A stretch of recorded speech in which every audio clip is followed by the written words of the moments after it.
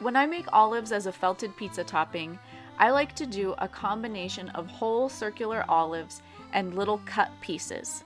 Here's my favorite technique for making them. I'm using black carded wool. I pull off a thin strip of the carded wool and then roll it in my fingertips.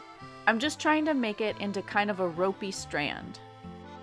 I want to make this puffy strand more solid, so I use the felting needle to felt it a little bit on the blue foam. I also like to pick it up and just roll it in my hands to try and get the fibers to mat together.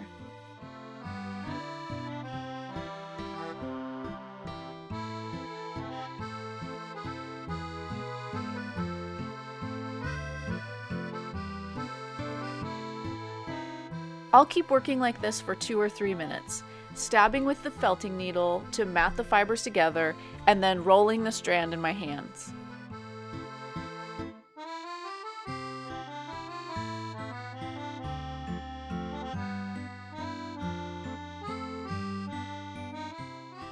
It starts to feel kind of like puffy yarn.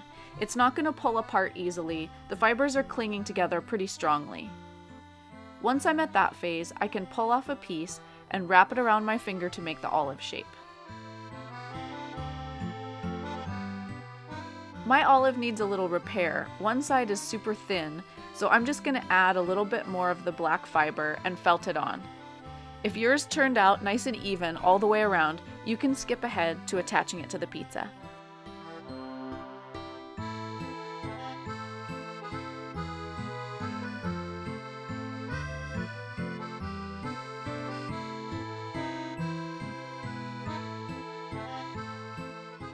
Here's my fuzzy little olive baby.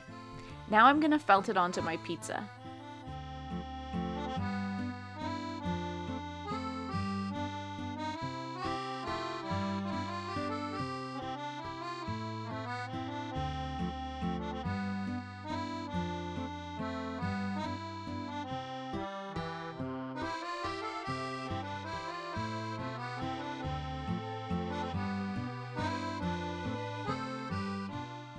I had a short leftover piece of the black, so I'm going to add it onto the pizza as a little half olive.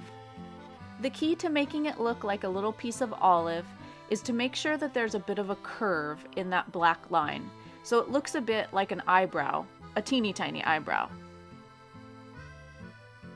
I can also put on just a tiny chopped dot. I like to add these little pieces for variety.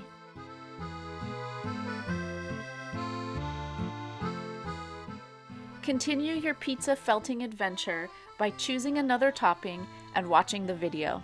Happy felting!